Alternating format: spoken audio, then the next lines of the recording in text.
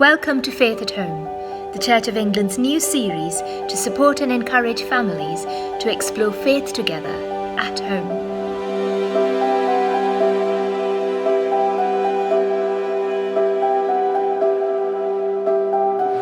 For kids these days, a growing faith draws on a connected community of school, church and home, supporting each other through sharing stories, chewing over questions and time spent in imaginative prayer. Faith at Home brings together the very best ideas, worship experiences and practical advice from a range of people who really know their stuff. Straightforward things that parents, school leaders, church leaders and most of all kids can do together to help all of us live out our faith in the whole of life. Faith at Home is where an everyday faith really grows. Faith at Home offers parents, grandparents, carers, aunts, uncles, cousins, brothers and sisters practical ideas to try together at home. Each week, we will be exploring a different theme to help us do this. But we don't want this to be just another thing to add to a pile of could-dos or should-dos. That's why this video is aimed at you, church leaders, to share some of the ideas we think will help. Faith at Home is about finding God together in the everyday parts of your life. We know that leaders in churches all over the country are working really hard to encourage faith at home. This series is aimed at sharing ideas and insights from a range of places and organisations that might help you to build on what's already working well or slots into needs you know about. And so to begin, we want to share some insights from what other leaders have found to be working well at this time. I'm a vicar in the Diocese of Canterbury. I'm a youth, children and families worker from the Diocese of Guildford. I'm the vicar of Emmanuel Church in Forest Gate. I'm the vicar of Enfield in London. I'm the rector of St Leonard's Church in Stretton. I'm the director of children's and youth work at St Andrew's Enfield. And I'm a curate at the Church of the Good Shepherd and St Peter's in Leigh. What we have done is to find alternative ways of meeting.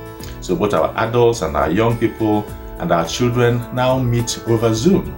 On a daily basis, I'm doing a children's service that involves videos and songs and lots of interaction. And on a Sunday morning, we have a multimedia service, and the children are really involved in producing that each week. Children, young people and families have fully participated in all our online services. Children invite us to share the peace, offer the Alleluias, often take part in the prayers and the readings. We've encouraged children and young people to be involved in our services through the music, through little interviews, clips, in as many ways as we possibly can. Having a space, especially for youth groups, for them to chill online and to laugh and joke with each other rather than have more teaching and yet more information overload. I do an online mindfulness session with families watching from home on Facebook Live. Just trying to ease the burden of this communication overload by a regular rhythm of easy, pressure-free contact.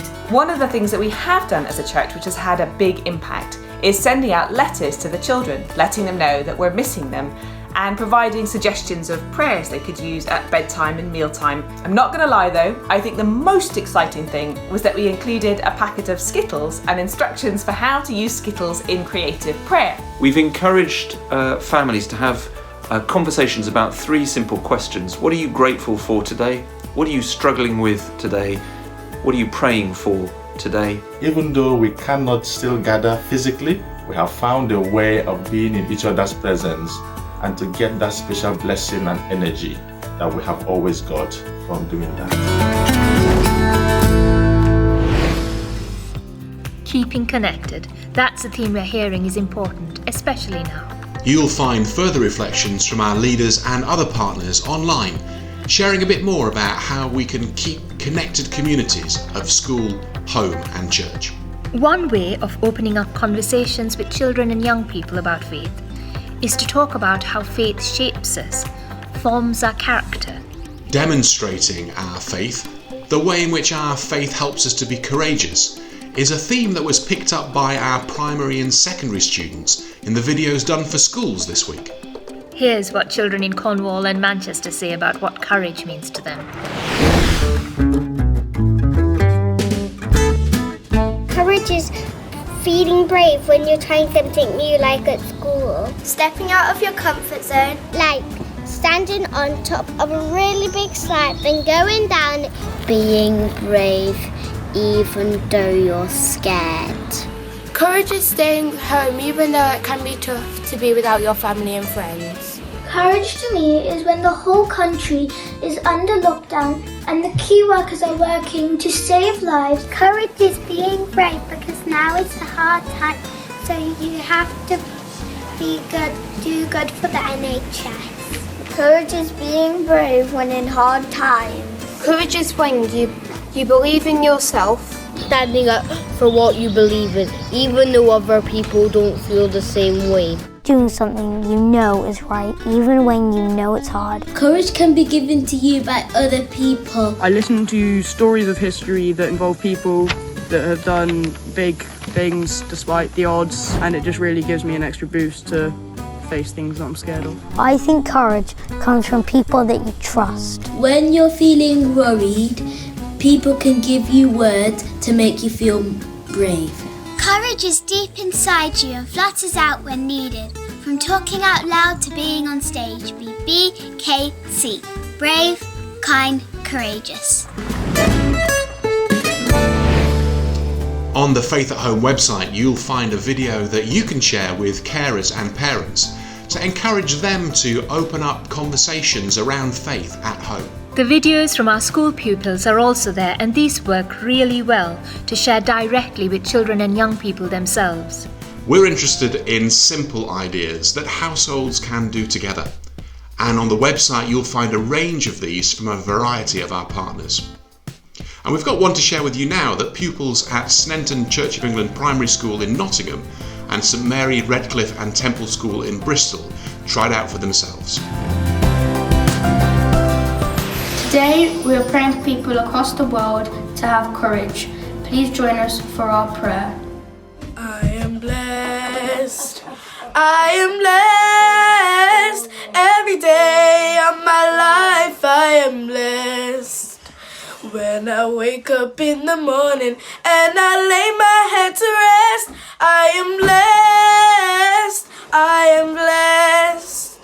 I am blessed. I am blessed. Every day of my life I am blessed. When I wake up in the morning and I lay my head to rest, I am blessed. I am blessed. You can celebrate your faith at home through a song or a prayer just like us. Why don't you have a go at making one too?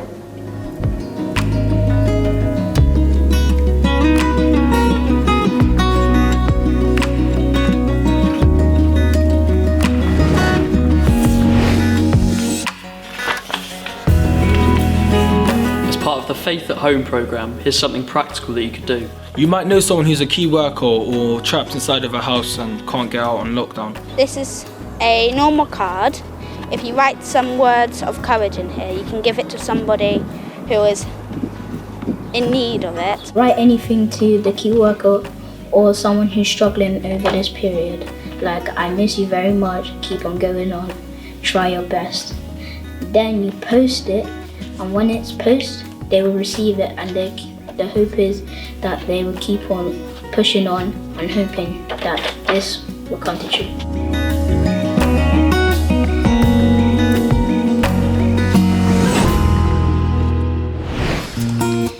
We know that you will have your own ideas and ways of connecting with families, but we hope that the suggestions we offer each week and the links to partner organisations will help you in this task. We also know that the homes in which we're encouraging faith to be explored are part of a wider community. So we wondered, who are the role models of courageous faith in your setting? My heroes, the people I see being so courageous. One, the people running the food bank out there supporting their local community, and particularly those in most need. And another minister who is about to retire, but who has been running a food bank because he believes that he has to help people who are in need, putting himself at risk. Secondly, just as importantly, the people who have gone to the food bank and asked for help, because sometimes asking for help takes as much courage as providing it? For me, it's the people who work in small shops, who work really long hours to ensure that we have all we need.